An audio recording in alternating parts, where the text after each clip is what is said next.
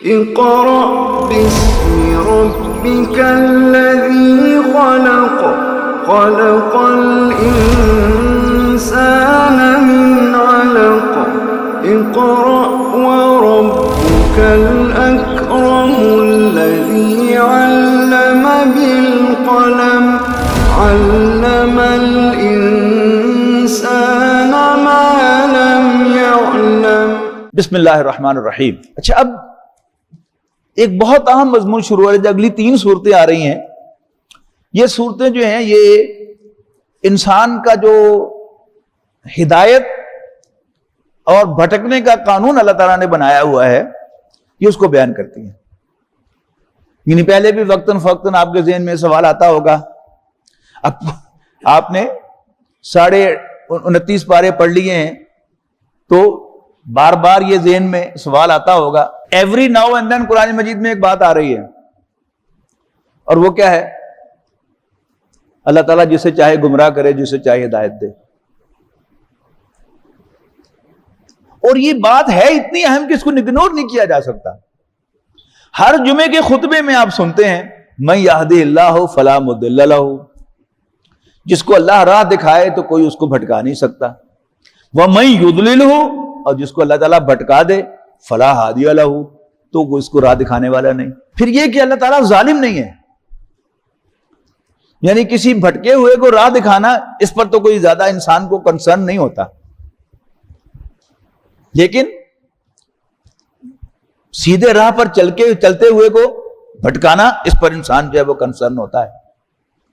تو قرآن مجید میں ہم نے پڑھا ہے بالکل پہلے ہی پارے کے 3 رکوع میں، پہلے فرمایا یضل بہ کثیرا ویہدی بہ کثیرا، کہ اللہ تعالیٰ مچھر کی مثال سے جسے چاہتا ہے گمراہ کرتا ہے اور جس کو چاہتا ہے راستہ دکھاتا ہے، لیکن ساتھ ہی فرمایا وما یضل بہ الا الفاسقین، لیکن اللہ تعالیٰ نہیں بھٹکاتا، نہیں گمراہ کرتا مگر فاسقوں کو، یعنی جس کی نیت نافرمانی کی ہو، اللہ تعالیٰ پھر اس کے لیے نافرمانی کو آسان بناتا ہے کہ جا دفع ہو جا۔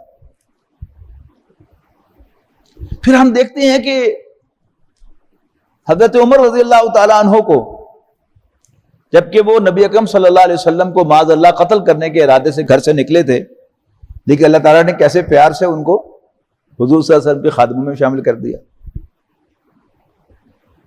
ٹھیک ہے نا۔ اور اس کے مقابلے میں ابو لہب حضور صلی اللہ علیہ وسلم کا سگا آیا ہے، سگا آیا، لیکن ہدایت سے محروم رہا۔ تو اصولی بات تو وہی ہے کہ اللہ تعالیٰ جس کو ہدایت دے، جس کو گمراہ کرے، کوئی اس کو چیلنج نہیں کر سکتا اللہ تعالیٰ کے فیصلے کو، لیکن اللہ تعالیٰ ظالم نہیں ہے۔ کوئی شخص ہدایت کا طالب ہو، اللہ تعالیٰ اسے کبھی گمراہ نہیں کرتا۔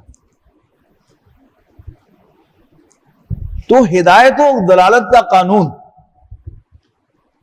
یہ بھی قرآن مجید نے ان 3 صورتوں کے اندر بیان کر دیا ہے۔ اس میں ذرا تھوڑی سی اللہ تعالیٰ کی اپنی ایک ترتیب ہے، لیکن میں نے ذرا جس کو سمجھا ہے، ابھی میرا فہم ذرا کج ہے، ابھی جو قرآن مجید کی ترتیب ہے اس کے ساتھ میں پوری طرح ٹیون نہیں ہوا، لیکن آپ کی آسانی کے لیے میں تھوڑا سا پہلے آپ کو سورۃ شمس پڑھاؤں گا، بالخصوص کی پہلی چند آیات، اور پھر آپ کو میں سورۃ اللیل پڑھاؤں گا، اور پھر آخر میں آپ کو سورۃ البلد پڑھاؤں گا۔ ترتیب پڑھاؤں گا ویسے ہی، لیکن مضامین سمجھانے کے لیے پہلے میں آپ کو لا رہا ہوں سورۃ شمس میں۔ اگلی سورت جو ہے سورت نمبر 91، ترجمہ ہم ترتیب سے ہی کریں گے انشاءاللہ، قرآن مجید کی ترتیب کو ہم خراب نہیں کریں گے، لیکن میں مضمون سمجھانے کے لیے پہلے آپ کو چند آیات سورۃ الشمس کی، پھر چند آیات سورۃ اللیل کی، اور پھر چند آیات بلکہ پوری سورت بلد آپ کو پڑھاؤں گا انشاءاللہ، پھر ترتیب سے ہم ترجمہ کریں گے۔ اعوذ باللہ من الشیطان الرجیم، والشمس وضحاہا والقمر اذا تلاہا والنہار اذا جلاہا واللیل اذا یغشاہا والسماء وما بناہا والارض وما طحاہا ونفس وما سواہا فالہمہا فجورہا وتقواہا قد افلح من زکاہا وقد خاب من دساہا۔ 10 آیات ہیں، قسمیں کھائی گئی ہیں سورج، چاند، دن، رات، آسمان زمین اور پھر نفس کی قسم، وما سوا، جو اللہ تعالیٰ نے اس کو فنش کیا، سدھا پدرا کیا. اور وہ میں بار بار ایکسپلین کر چکا ہوں کہ اسی جسم جو حیوانوں جیسا جسم ہے، اللہ تعالیٰ نے ایک انویزیبل سافٹ ویئر انسٹال کیا کہ جس کی بنیاد پر انسان اپنی بھوک، پیاس، غصے اور سیکس کو کنٹرول کرتا ہے. جانور کنٹرول نہیں کر سکتے، انسان کنٹرول کرتا ہے. یہ کیا ہے؟ اس کی بھی قسم کھا لی. سورج کی قسم اور اس کی دھوپ کی قسم، چاند کی قسم جب وہ اس کے پیچھے آئے، دن کی قسم جب وہ روشن ہو جائے، رات کی قسم جب وہ ڈھانپ لے، آسمان کی قسم جو اس نے اس کو بلند کیا، اور زمین کی قسم جو اس نے اس کو پدرا کیا، اور نفس کی قسم جو اس نے اس کو سنوارا.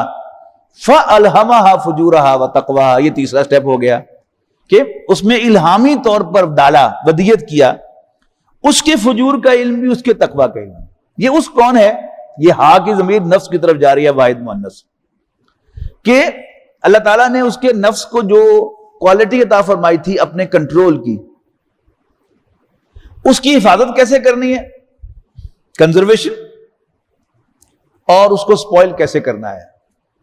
وَنَفْسٍ وَمَا سَوَّاهَا فَأَلْهَمَهَا فُجُورَهَا، اور اس کو الہامی طور پر بتایا. فجور، فجر کسے کہتے ہیں؟ پھاڑنے کو.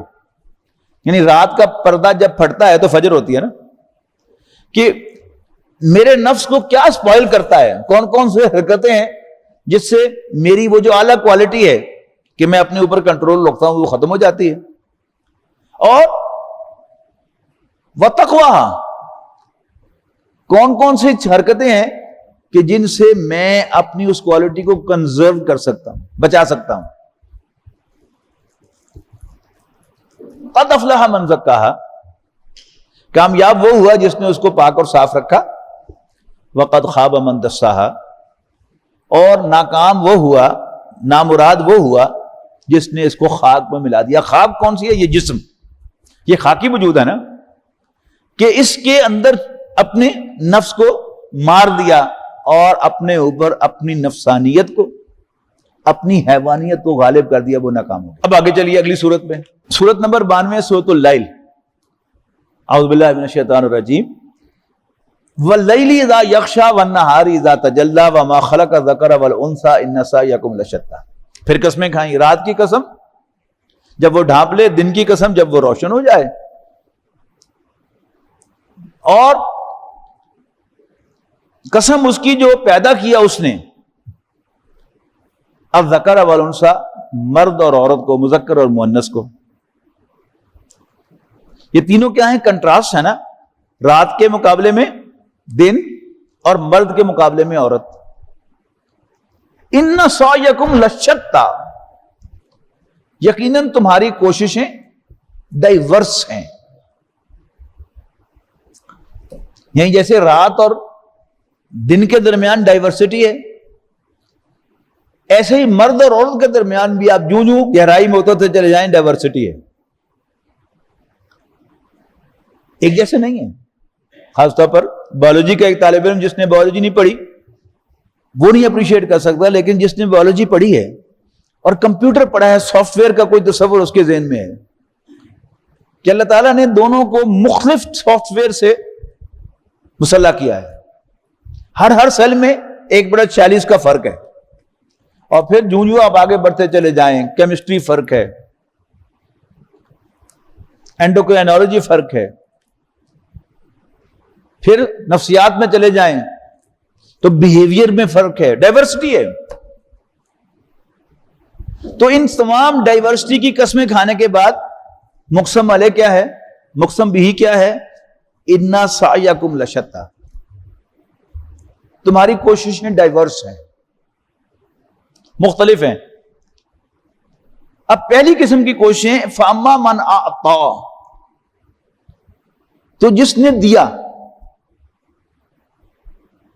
جس نے دیا یعنی سخاوت کی، مال دیا، وَاتَّقَىٰ، اور بچ بچ کے چلا، کنزرویٹو ایٹیچیوڈ اختیار کیا، وَصَدَّقَ بِالْحُسْنَىٰ، اور اچھی بات کی تصدیق کر دی، مان لیا. فَسَنُيَسِّرُهُ لِلْيُسْرَى، تو ہم اس کے لیے آسانی تک پہنچنا آسان بنا دیں گے، اس کو آسانی کے موٹر وے پہ چڑھا دیں گے کہ بھاگتا چلا جائے اور منزل تک پہنچ جائے، آسانی تک پہنچ جائے۔ دو کردار اگر آپ اپنے ذہن میں رکھیں تو یہ فینومینل سمجھ میں آ جائے گا آپ کو۔ حضرت خدیجہ رضی اللہ تعالیٰ عنہ اور حضرت ابوبکر رضی اللہ تعالیٰ عنہ، یہ دونوں کون ہیں؟ انسانوں کے ہمدرد اور انسانوں کی فلاح کے لیے مال خرچ کرنے والے۔ جب محمد بن عبداللہ صلی اللہ علیہ وسلم گھر میں ذرا پریشان سے تشریف لائے تو اہلیہ محترمہ حضرت خدیجہ الکبریٰ رضی اللہ تعالی عنہا نے، خدیجہ بنت خویلد نے پوچھا کہ خیریت ہے، آپ کچھ پریشان سے دکھائی دے رہے ہیں؟ تو محمد بن عبداللہ صلی اللہ علیہ وسلم نے فرمایا، میں ذرا گھوم رہا تھا باہر، میں نے قافلہ دیکھا، قسمہ پرسی کا عالم تھا، بچے بھوک سے بلک رہے تھے، میں سوچ رہا تھا کہ میرے پاس بھی کوئی سرمایہ ہوتا تو میں ان کی مدد کرتا۔ تو حضرت خدیجہ نے نبی اکرم صلی اللہ علیہ وسلم کو اپنے گھر میں رکھا بھی ہوا تھا اور اپنا ہر چیز برتنے کی اجازت دی ہوئی تھی، اور شاید دل میں سمجھتی ہوئی کہ اب انہی کا ہے۔ اور عام گھرانوں میں ایسا ہی ہوتا ہے نا کہ شوہر کا مال بیوی اپنا سمجھتی ہے، بیوی کا مال شوہر اپنا سمجھتا ہے، استعمال کر رہے ہوتے ہیں مل جل کے۔ لیکن حضرت خدیجہ بھول گئیں کہ میرا شوہر تو دیانتدار آدمی ہے، یہ میری اجازت سے میرا مال برت رہا ہے لیکن اس کو اپنا نہیں سمجھتا۔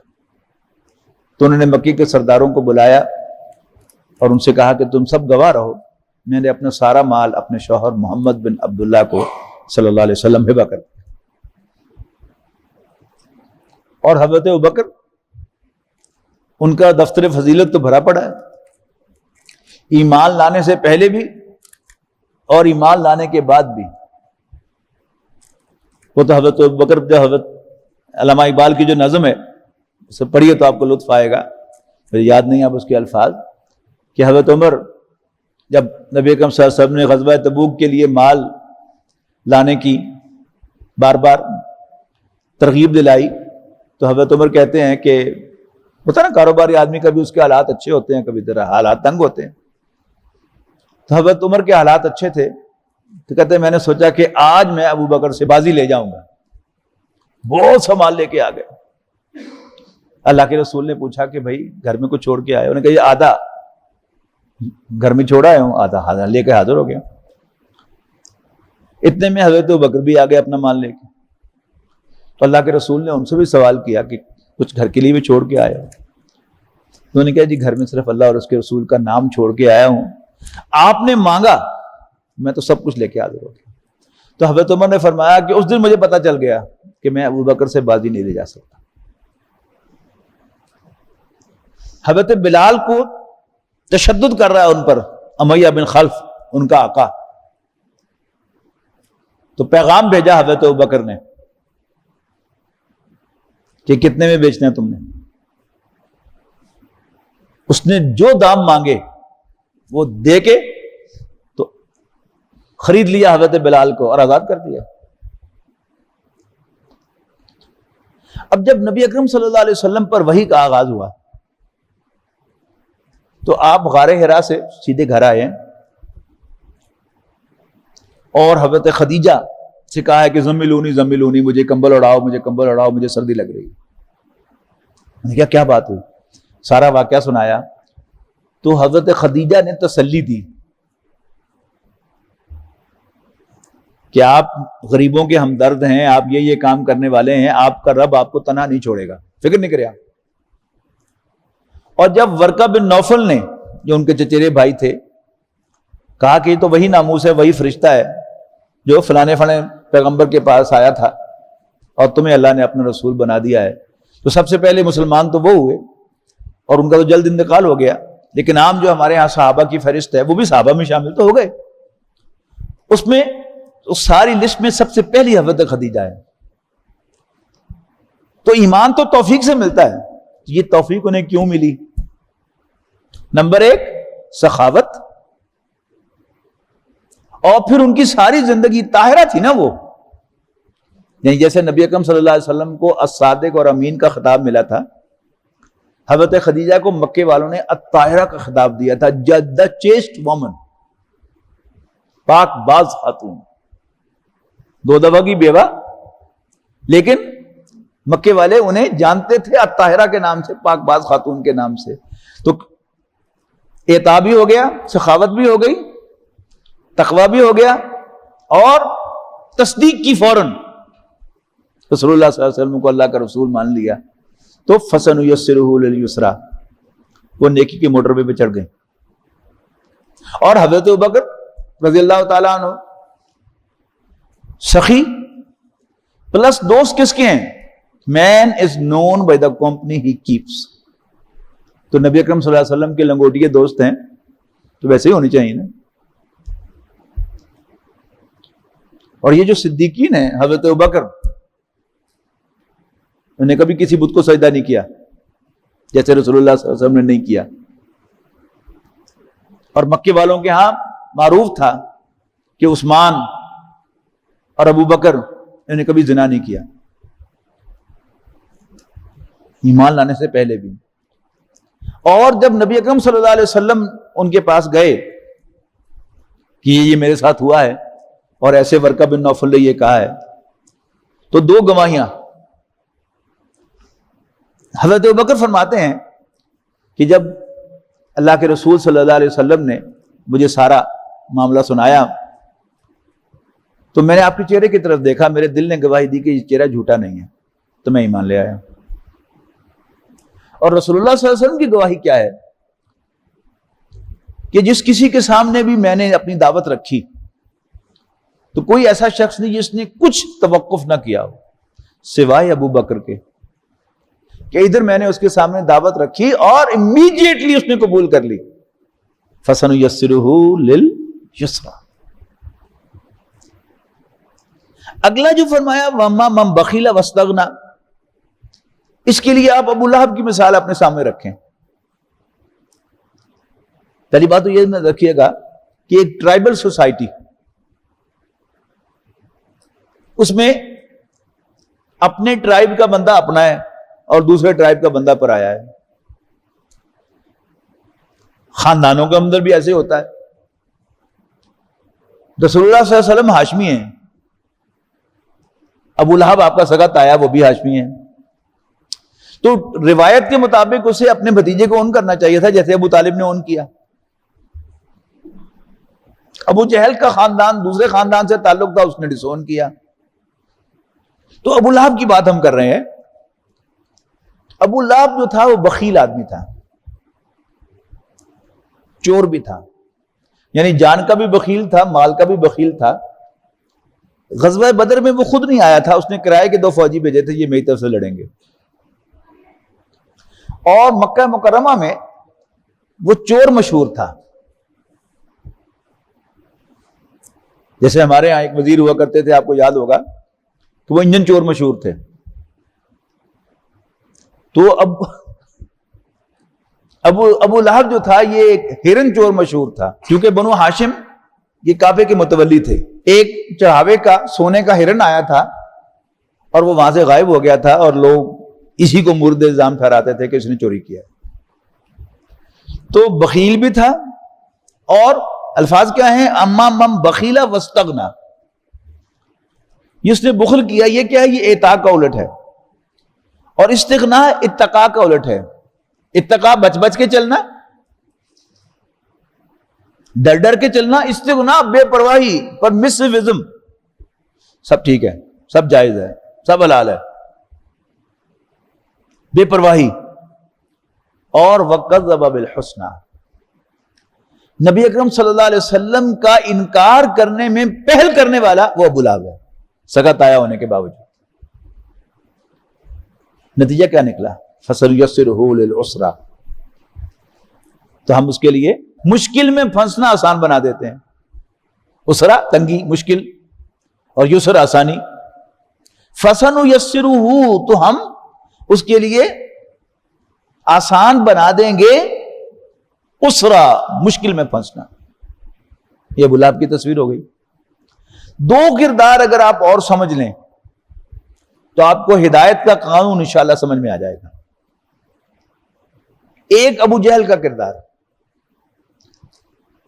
ابو لہب بیڈ ریپیوٹ کا مالک تھا، اس کے بالکل برعکس ابو جہل ایک ویل ریپیوٹڈ آدمی تھا. جب اس سے ان پرائیویٹ کسی نے پوچھا کہ کیا محمد جھوٹے ہیں صلی اللہ علیہ وسلم، اس نے کہا نہیں. تو کہنے والے نے کہا کہ پھر ہم مخالفت کیوں کر رہے ہیں؟ تو ابو جہل نے کہا کہ اصل میں ہمارے اور بنو ہاشم کے درمیان ہمیشہ سے مسابقت رہی ہے، کمپٹیشن. انہیں حاجیوں کو پانی پلائے تو ہم نے بڑھ کے پلائے، انہیں خیمے لگائے تو ہم نے بڑھ کے لگائے. آج اگر ہم محمد کو صلی اللہ علیہ وسلم اللہ کا رسول مان لیں تو اس کا مطلب یہ ہے کہ ہم ہمیشہ کے لیے بنو ہاشم کے غلام ہو جائیں گے. اور آج بھی آپ دیہاتوں میں چلے جائیں جہاں خاندان کی تقسیم نمایاں ہے. شہر میں تو سارے ایک کچھ ہو جاتے نا.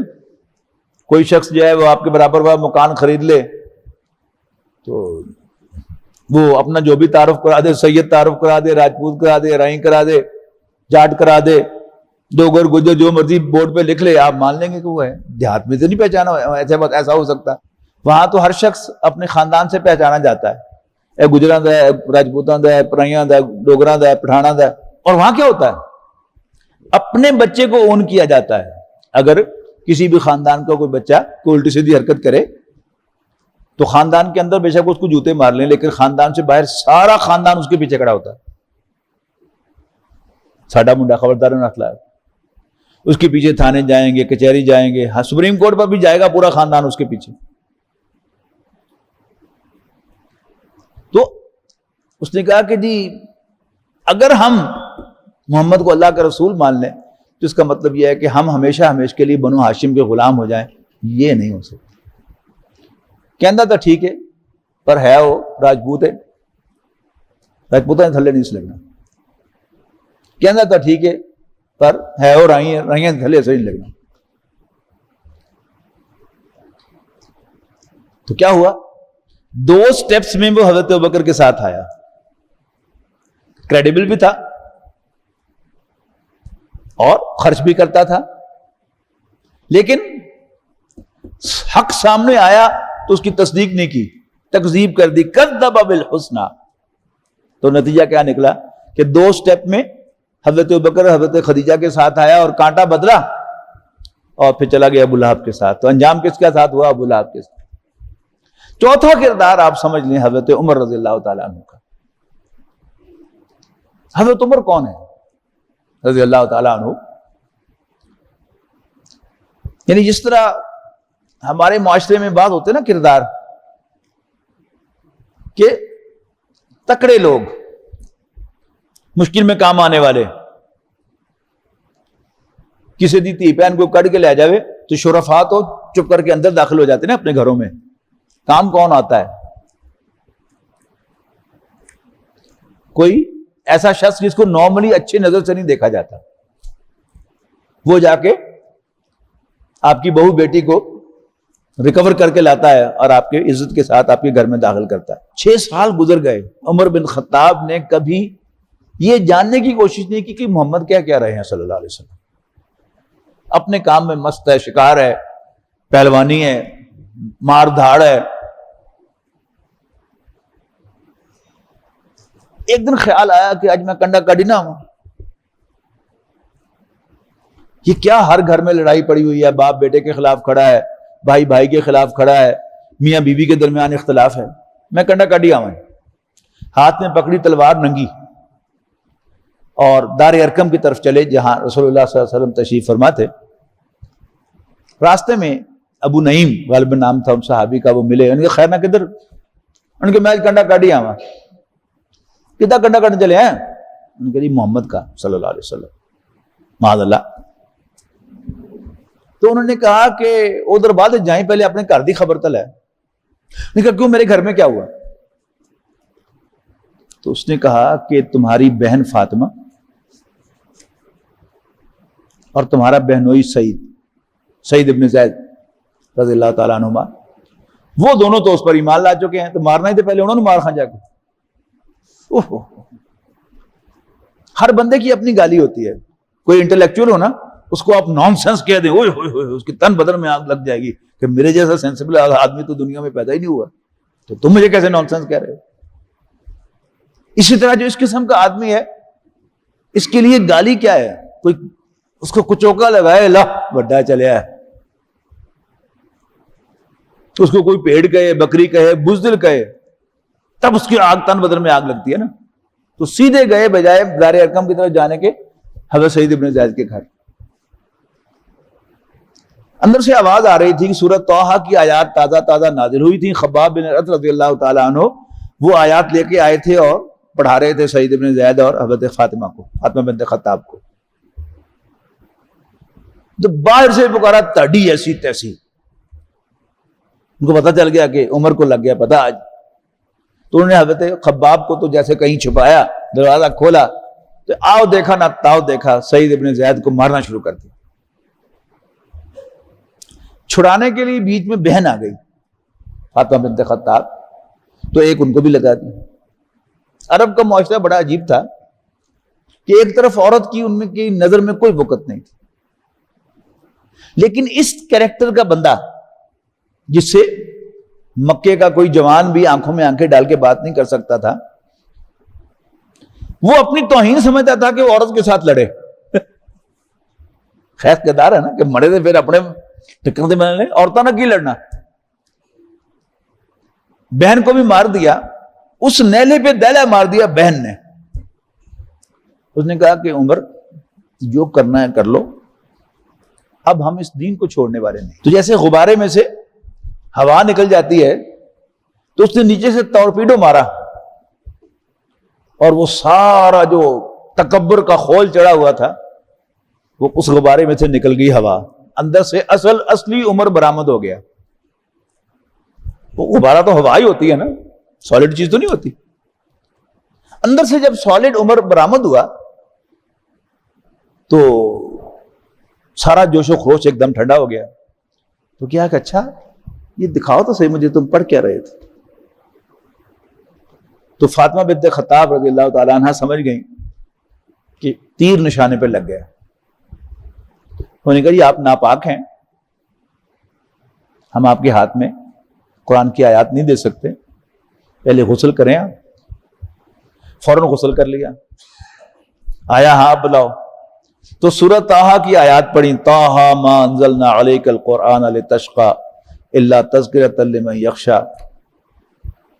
دل نے گواہی دی کہ یہ کلام تو انسان کا نہیں ہے, اللہ ہی کا ہے.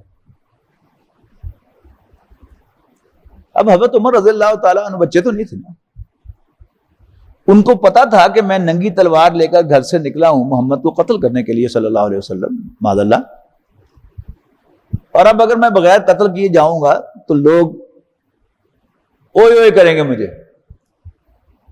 تانے دے گے, وہ پیڑ ہو گیا, وہ بکری ہو گیا, لو جی قتل کرنے گیا جی, قتل ہو کے آ گیا. لیکن انہوں نے اس کی پرواہ نہیں کی. دل نے گواہی دی تو فوراً کہا اشہد ان لا الہ الا اللہ و اشہد ان محمد رسول اللہ صلی اللہ علیہ وسلم. اور رسول اللہ صلی اللہ علیہ وسلم کی خدمت میں حاضر ہو گئے کہ میں گواہی دیتا ہوں کہ آپ اللہ کے رسول ہیں, میں گواہی دیتا ہوں کہ اللہ کے سوا کوئی عبادت کے لائق نہیں. تو یوں سمجھیے کہ 2 سٹیپ وہ آئے ابو لہب کے ساتھ, اور پھر حق بات سامنے آئی, اس کو قبول کر لیا تو کانٹا بدلا اور جوائن کیا حضرت ابوبکر کو. تو انجام کس کے ساتھ ہوا؟ حضرت ابوبکر رضی اللہ تعالیٰ عنہ کے ساتھ. تو 3 چیزیں آئی نا یہاں پر. سب سے پہلی چیز سخاوت, مال خرچ کرنا. دوسری چیز بچ بچ کے چلنا, باکردار ہونا. اور تیسری چیز آئی تصدیق بالحسنہ, اچھی بات کو جب دل گواہی دے تو مان لینا کہ اچھی ہے, ٹھیک ہے, تو پھر اللہ تعالیٰ جو ہے وہ اس راستے پر ڈال دیتا ہے. تو یہ کیا ہے؟ ہدایت و گمراہی کا قانون. اچھا, اس صورت میں سورۃ اللیل میں آگے جا کے آپ دیکھیں گے تو اب یہاں اصل چیز قرار دیا گیا ہے تصدیق کو. یعنی تصدیق کا الٹ کیا ہے؟ تکذیب, جھوٹا قرار دینا اور منہ موڑ لینا حق سے. تو آگے جا کے فرمایا فَأَنذَرْتُكُمْ نَارًا تَلَظَّىٰ, آیت نمبر 14, تو میں نے تمہیں خبردار کر دیا بھڑکتی ہوئی آگ سے, لا يَصْلَاهَا إِلَّا الْأَشْقَى, اس میں نہیں گرے گا مگر انتہائی بدبخت. کون ہے وہ؟ الذی کذب وتولی، جو جھٹلاتا اور منہ موڑتا ہے. جانی بات. لیکن سورۃ البلد وہ ساری کی ساری سورت جو ہے وہ فوکس کر رہی ہے کس کو؟ اعطاء کو. جو شخص بھی اپنا مال خرچ کرتا ہے حاجت مندوں کی حاجت پوری کرنے کے لیے، غریبوں کی مدد کرنے کے لیے، بھوکوں کو کھانا کھلانے کے لیے، وداؤٹ اینی ریزرویشن، صرف اللہ کے بندے سمجھ کر، انسان سمجھ کر، تو پھر اللہ تعالیٰ اسے ایمان نصیب فرماتا ہے. بارک اللہ لی ولکم فی القرآن العظیم ونفعنی وإیاکم بالآیات والذکر الحکیم. ويشفي صدور قوم مؤمنين وشفاء لما في الصدور وإذا مرضت فهو يشفين